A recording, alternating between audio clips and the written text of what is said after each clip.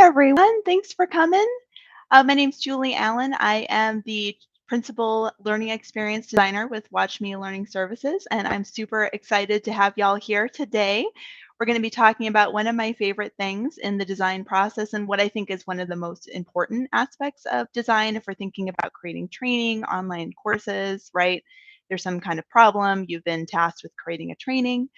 And one of the things that is absolutely the most important is the needs assessment.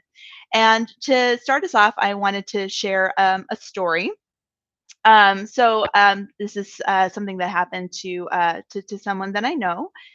They started a part-time retail position at a pet store, and the first day of the job, which is very common in a lot of positions, they were asked to do an online training. And the training, it was a good training. It went over a lot of the policies and procedures for the company, right? Things like employment, vacation, sick time, all the, very important policies. It went over the history of the company. It went over the mission of the company, and, kind of like a general acclimation to the company. So that was the first day. It was, I think, 5 or 6 hours that they spent going through this training. But at the end of it, they were basically kind of sent to the floor to do, cashiering and to do the general, the job, the retail job.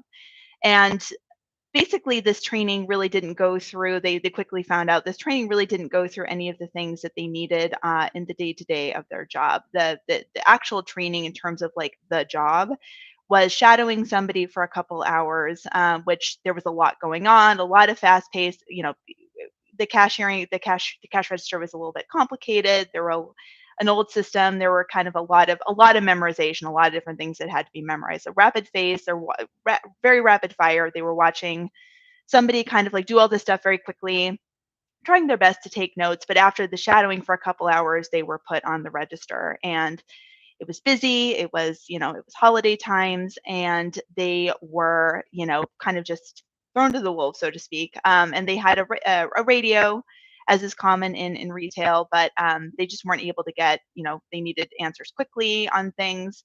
How do I process returns? How do I do this? How do I, do I honor this? This customer is asking for a discount. Can I honor that? Right? Like, and just they weren't getting answers quickly, and so they had to sort of just do the best they can and kind of make inferred guesses. And so that was sort of the initiation to the job, right? And so unfortunately, they just found they were really overwhelmed. They weren't getting a lot of answers in response. In addition to this, this company sells prescription animal food, and there are very specific policies around, when you can and can't sell that. What do you do if someone, comes in with a prescription card but they don't have like the specific code that needs to be entered, right? And again, just a lot of information, and none of that was covered in the onboarding training. So unfortunately, what was happening was that they were having to kind of guess in a lot of cases because they just weren't able to get answers to their questions quickly enough.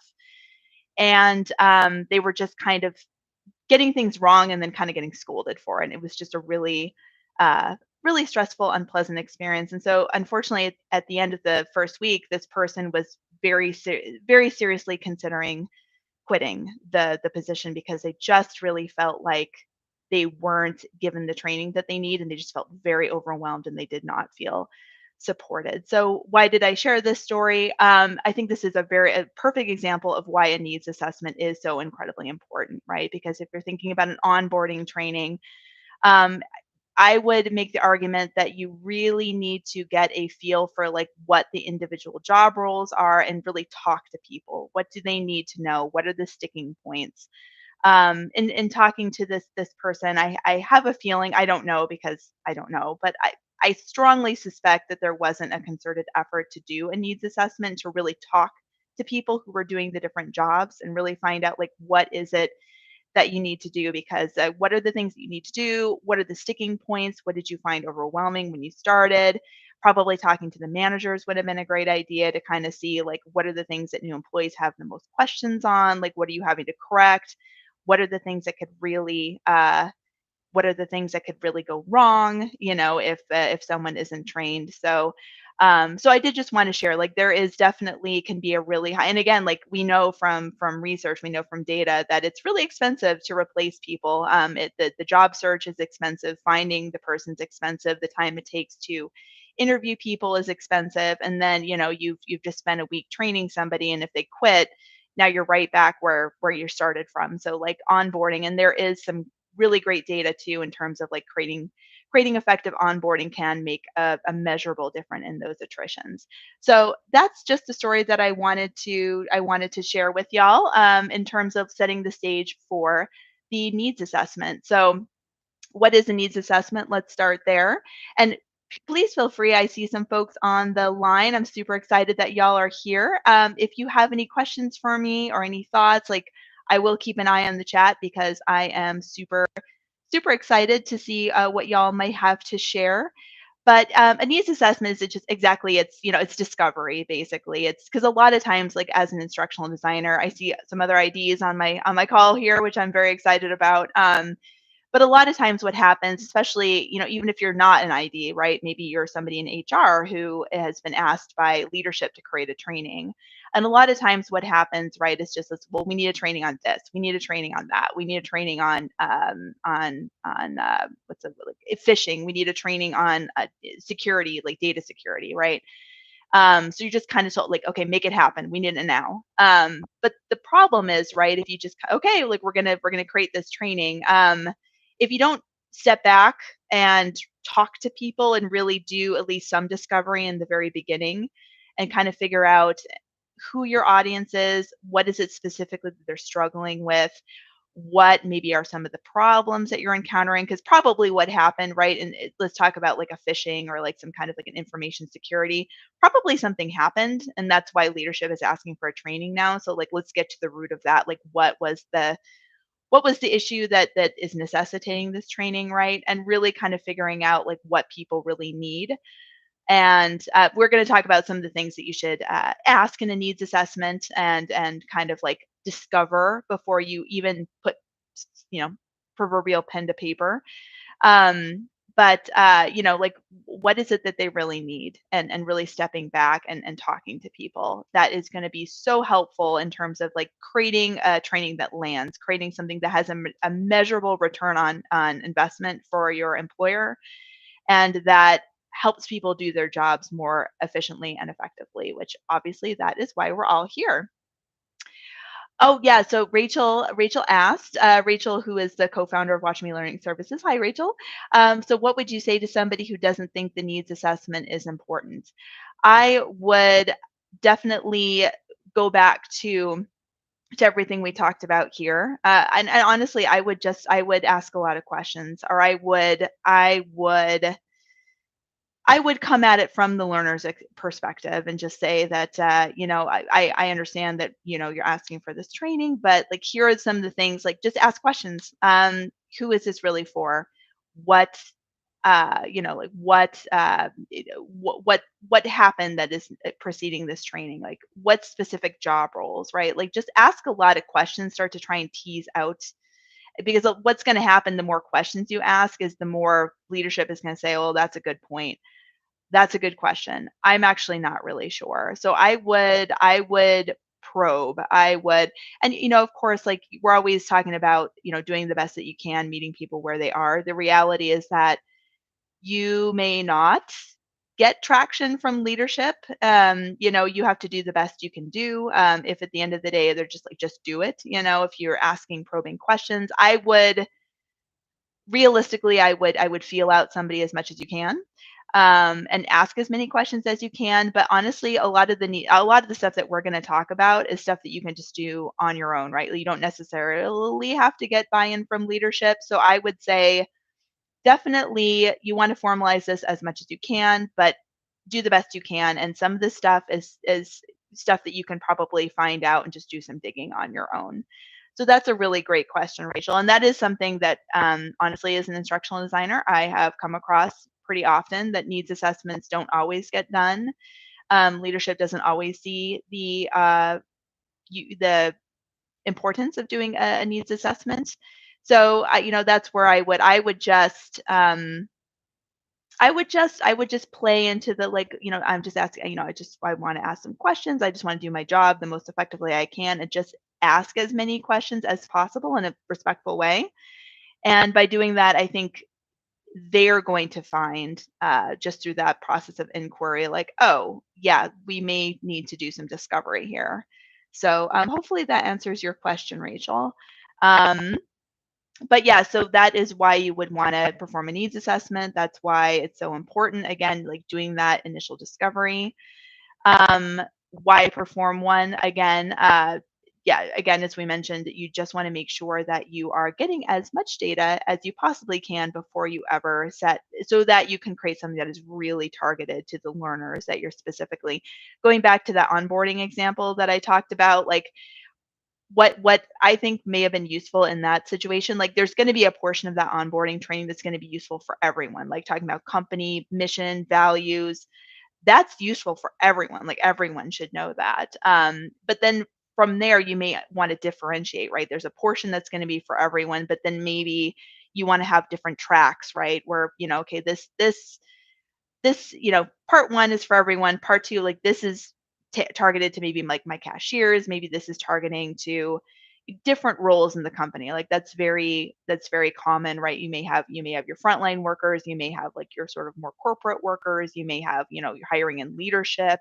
So, kind of thinking about too, like the pieces that is useful for everyone, but then the pieces that are maybe more targeted to different roles and sectors in the company.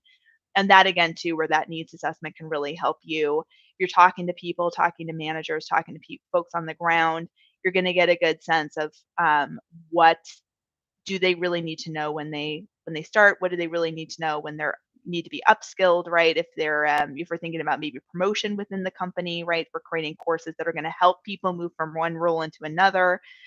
Talking to the people who are in that role, um, what is it? What are the skills that you're looking for? What are the things that you are having challenges with when you're hiring, right? We just can't find people with these skills. Okay, well, let's create something that is going to get folks within the company those skills so that they can move into that job. So talking to people on the ground is super, super, super important, and making sure that you are really creating something um, targeted. So I'm going to stop and pause and see if there are any questions or thoughts. And if not, I'm going to move into some of the general questions because, again, we want to make this as useful for folks who are maybe, if you're out there and again, you're working on training for your own company, we want to make this as useful for folks as possible. Yeah, Rachel adds, it's so important. Totally second that, Rachel. So let's talk about some of the questions. And of course, we're going to go kind of broad here because we're shooting this out into the world, right? So we want to make sure that these questions are kind of as appropriate for everyone as possible. But of course, like you'll want to get maybe a little bit more granular depending on where you work and the skills and what your company's mission is. But first thing are organizational goals. You're going to want to tap into those larger. If you have again company mission statement. If we're thinking about like return on investment, what are the key strategic priorities for the quarter, for the year? So you're going to want to look at that. Like, what is it that leadership is looking for the company to do? We want to increase sales by 20%. We want to increase our leads in the pipeline. We want to, whatever that is for your company. If you can tie your training to your company's strategic goals, you are going to make a much better case for the return on investment. You're going to set yourself up for being able to measure the impacts, and obviously at the end of the day, make a better business case for that training to exist. So look at your company's strategic goals, and then figure out how this training is going to align to them. And the more granular you can be there, the better. What business challenges is the training intended to address? So again, that's where maybe asking some questions of leadership, right? Because again, there's probably something that happened or is happening that has prompted this training to be created, right? Maybe something recently happened, there was a lawsuit, or maybe attrition's up, or there's a new role being created within the company, and there just isn't a good pipeline of people to hop into that role. So there's something going on that's necessitating this training. So really asking the business challenges that this training is intended to address. And again, the more granular you can be, the better. Your audience. So who's the target audience for this training? And again, this is where learner personas can be really helpful, right? So, kind of, and maybe it's the whole company, right? Like we're talking about like this is the training that's going to be for the whole company.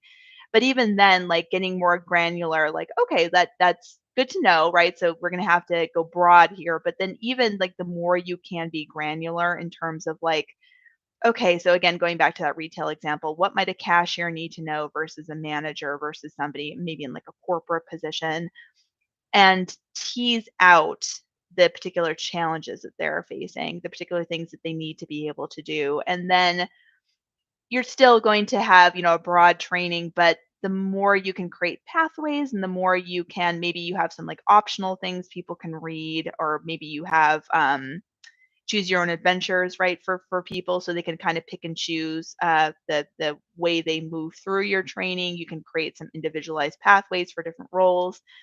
So that's really helpful to know. And again, going back to those personas, you can kind of create avatars, so to speak, for folks who are in those roles, and those can be helpful. And that's probably a topic for another live, because that's a whole topic in and of itself, creating learner personas.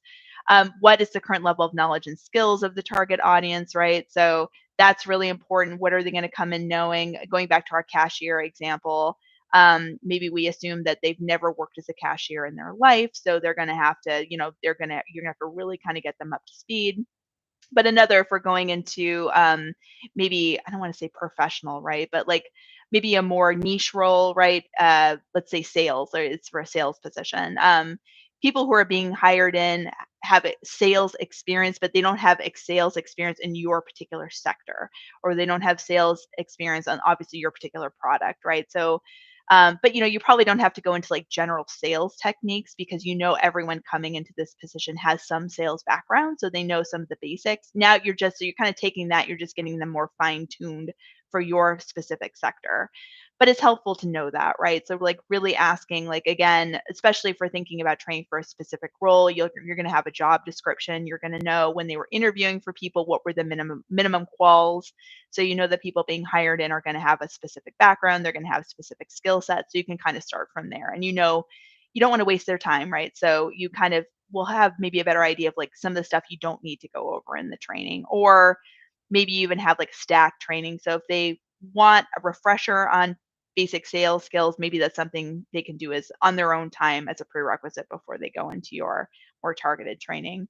But and then again too, what are the learning preferences, right? So, this might be things like people, and this might be where surveys, interviews, this kind of thing, but maybe getting a general idea if people prefer information to be delivered one particular way or another. That can be helpful to know. It may not ultimately end up driving the ultimate decisions, but at least having some data to back up your decision is really helpful. Learning objectives. This is critical, and this probably will come after you've done some of your interviews and you've really done a lot of this targeted work. But ultimately, where you're wanting to go with all of this, right, is what are the specific skills or behaviors that you want your learners, your employees to be able to acquire and demonstrate from the training. And again, you want to make sure those are measurable, so you can measure that people, they're starting here. We want to get them to here, and I can measure that they can now do these things. And then figuring out how you're going to measure that the objectives have been met. And there's a whole lot of ways that you can do that. But ultimately, when you say people are, by the end of this training, you're going to be able to do X, Y, and Z, you want to have some mechanism in place to measure that they can do X, Y, and Z. Again, that's ensuring that when they leave your training, they go to the floor, they go to wherever it is that they're, doing whatever it is that they're doing, that that they can actually do it. And then thinking about existing trainings, if there are any existing training programs in place, that's really important to look at, right? So again, this might be stacking. You may be expecting them to go through a training already. Maybe this is just augmenting, but it's important to at least look to see if you have some existing training in place. What are the strengths and weaknesses of that current training program? So if you have any data, if there are any exit interviews, surveys, anything to see like what people liked, didn't like, what the strengths and weaknesses were, that can be really helpful for informing whatever it is that you're doing now. And basically how will this training kind of complement or improve these existing, so kind of how does it fit in with your ecosystem. Again, this is all dependent on time. If you're under a tight deadline, maybe some of these things you have time to look into. You don't, but if you have time, it can be really helpful to evaluate your existing training program. Resources, so thinking about like time, budget, personnel, technology, what is available to you for creating this training, and are there any constraints or limitations that might impact the design or delivering of the training, right? So for a perfect example is if you're creating training for a very busy team, they don't have a lot of time, they can't, they can't really devote like an entire day to training. They're super busy. Well, that might inform like, okay, we might be looking at a series of micro learnings, right? So they have like 5, 10 minutes at the beginning of the day, or maybe during, before or after their lunch. So, we're not going to create like this large course for them. We're going to maybe create like a series of micro trainings that stack on top of each other that can be delivered or deployed at very short intervals, like throughout a week or 2 weeks, depending on their needs and depending obviously on the number of skills that you need to get them trained up on. Um, what constraints are your target audience facing? So again, kind of going back to that idea of, what challenges are they facing, in terms of their time, in terms of maybe if burnout is one of the things that you're facing, maybe if, people are burning out and they're quitting. And that's one of the key things that you're being kind of tasked with solving, right? Maybe that, informs like how, so again, maybe not overwhelming them with a long training.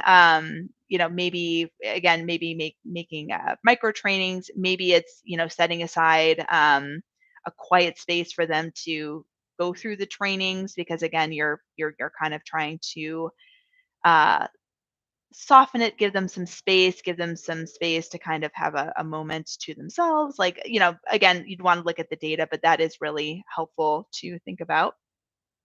How do you pulse employers through the process to ensure a training is how do you pulse employees through the process to ensure a training is meeting? Oh, I'm so sorry, Mary. I'm not sure I understand. Pulse employees? How do you pulse employees?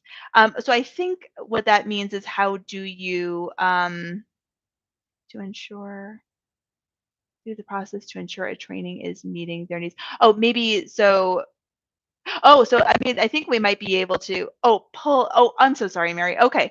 So that's a really great question. I think like that, I would probably say rapid iteration and prototypes can be immensely helpful, because that is really important to make sure that, you don't want to sink a ton of time into developing a training only to find out that it falls flat and you're not getting. So I would say rapid prototypes are probably really helpful here if you can do that, if you have the time to do that. But kind of thinking about like a minimum viable product, creating something that, maybe a little bit more, quick and dirty, and then having people go through it in sprints and get feedback. Maybe you have like a small pilot group that you can have folks go through. I think that, but that is really, really important, making sure that you are getting, once you've gone through this needs and that, once you've gone through this needs assessment and you're in the process now of designing and developing that training, making sure that you are going through sprints, making sure that you are giving people a chance to take your training and give you feedback on it is incredibly important, again, to make sure that you are meeting their needs and that you are iterating, you are ensuring that. And this could be, there's so many ways, and actually that, Mary, that could be such a good topic for another live, like how do you do that, like how do you structure sprints. But yeah, no, that's a fantastic point. I would say that just making sure that you are deploying your training in iterations, maybe in shorter iterations. And I mean, this is something that we try to do as well with our clients when we're working with our clients, is making sure, like, we're working on a training right now. And it's going to be ultimately for high school students. And it's going to be basically a college readiness program. And that's something that we're working on right now. We want to gather what's the word I'm looking for? Like a pilot group to make sure that we're pushing out, and we use a tool called Articulate Rise to build a lot of our trainings. And so what we're thinking we are going to do is build kind of like a quick, maybe not spend a lot of time on like the graphic design elements, just try and get again to that minimum viable product. So we're really testing like the content and the chunking and the scaffolding, and then having our pilot group go through that, so we're getting real time feedback, before we spend a ton of time producing this like beautiful, highly produced training. We want to make sure that we're rapidly iterating and we are getting real time feedback from our target audience to make sure like if we're off track on something, or maybe things are going a little too long, or they want to see things maybe presented in a different order, or if we just need to course correct, we want to make sure we're doing that in real time before we spend a lot of time like building out the final product. So thank you, Mary. That was a fantastic question. And I know we're getting to the end of our time here. So time constraints, and then evaluation and feedback. So how are you going to measure the effectiveness of the training? And again, that's going to go back to your learning objectives, right? What are the key skills that you're looking to have people do? But like, how can you measure that? Is there a metric? Can you look at, for example, if we're looking at an onboarding training, can you maybe deploy, again, thinking about that minimum viable product, right? Like an iteration of your onboarding, like can you deploy that to a small group? Maybe you have, again, going back to retail, maybe you have, you deploy it in one store and you see, if that is impacting attrition, right? Like attrition was at X percentage, or maybe you even look at individual people, right? Like maybe you're following like individual people through their onboarding journey. If I'm hiring 10 new people, maybe I ask that a small cohort of that new group to go through this training, and then I pulse them, as Mary. I like that, Mary, pulsing. But maybe I put them through that onboarding, and then I gather that feedback in real time. Like I check in with them and say, how are you doing? How is it going? What was helpful? What wasn't helpful? But you just want to find some mechanism to measure the effectiveness of your training, right? So that you can be sure that there is a return on investment. That is so important. And then what feedback mechanism are you going to put in place? As Mary said, what feedback mechanisms will you put in place for learners and managers to assess and improve the training? So again, that might be surveys, that might be conversations, that might be focus groups, but thinking about ways that you can ensure that you're getting feedback. Pilot groups are really important. So making sure that you have feedback mechanisms throughout your process so that people can give you that feedback and they can tell you what's working and what's not working and where do I need to make changes? What do I need to improve? So I see from Rachel, if we were in a time, money, or resource crunch, what is the best way to do a needs assessment? That is a really good question. I mean, surveys can be really quick and dirty. If you have something like Slack, maybe you have, if there's if anybody who uses Slack, it's what's the word I'm looking for? Like a messaging tool. Maybe you have a channel devoted to a specific working group or a specific area in your company. Maybe you can deploy a survey, quick and dirty, like Google survey, something like that, to just get quick touch points.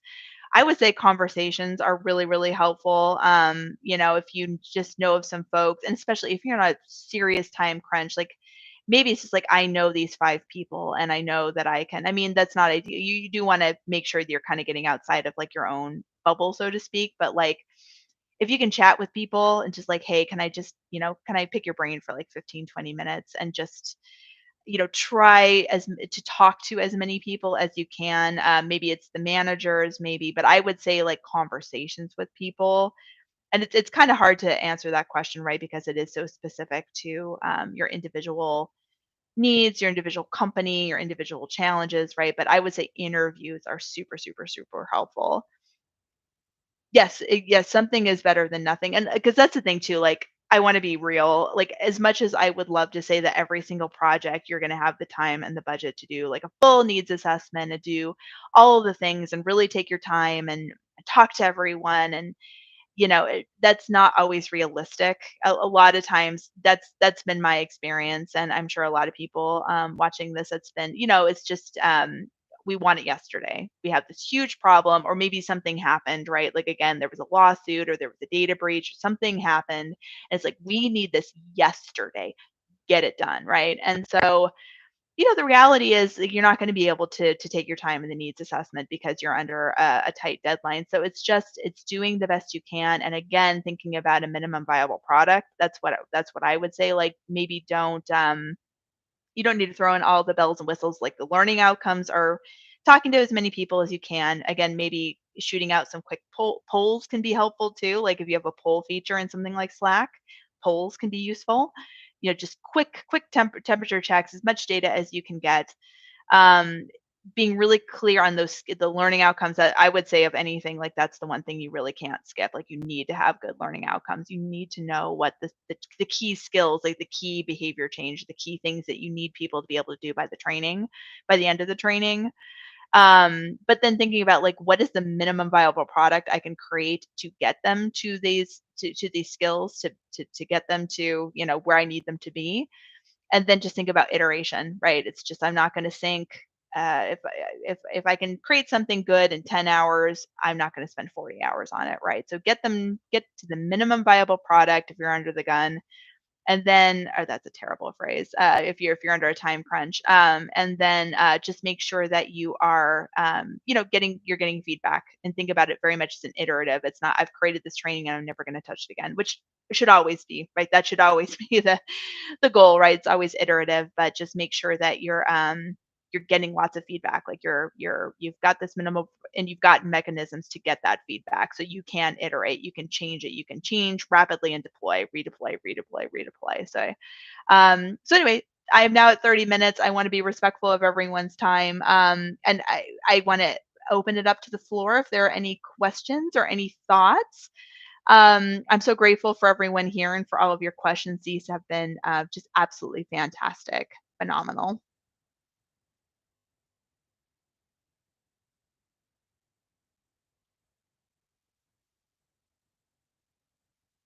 Oh, thank you, Mary. Thank you, Kenna.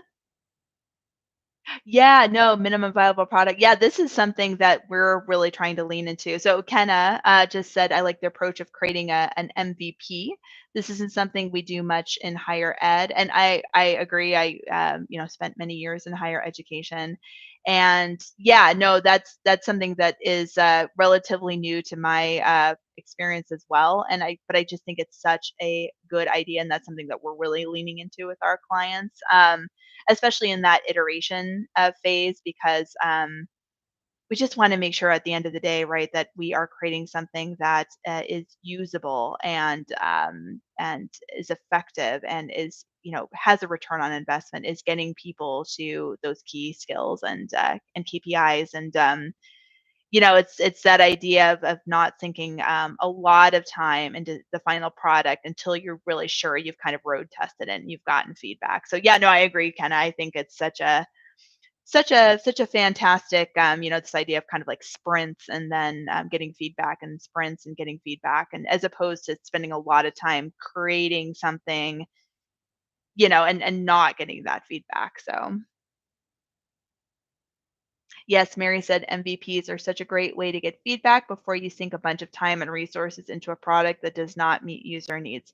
I agree with you, Mary. I think that is definitely so important. And I think, wireframing, and because I know I've been guilty of that in the past, right? Like, I've been asked to do something, right? I get a job, or an order, so to speak, from like, we need, and I just you just go through it, you go for it, and you do the full, the production value, and you just really sink a lot of time and energy into it, and come out with something that you're really proud of, and is beautiful. But it just ends up like falling flat with your users. And so yeah, this idea of like of sprints, and getting that feedback, I just think is such a great way to approach the design phase. It's like sometimes, sometimes you may not need all the bells and whistles, or maybe you do, but there's an iterative version of that product that it'll get you enough data to know that you're on the right track before you, especially if we're thinking about like videos and like that kind of thing that are so time and production intensive. Maybe if thinking about going back to the higher education example, like maybe it's for prototyping something, like maybe it's a couple Zoom recordings before we do like the full bells and whistles of like an in studio production, right?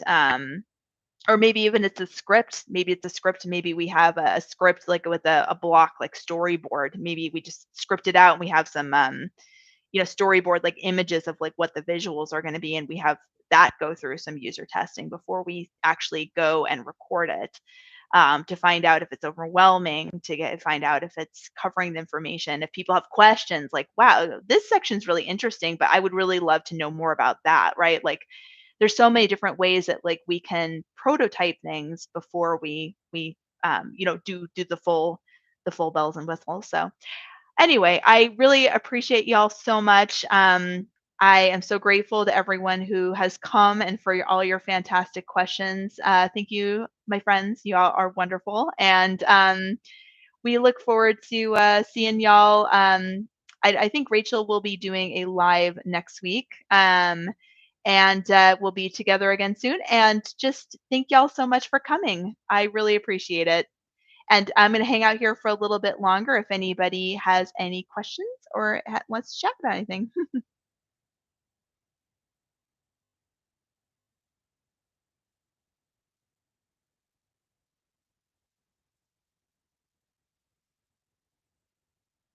Oh, thanks, Kenna. Thanks, Mary.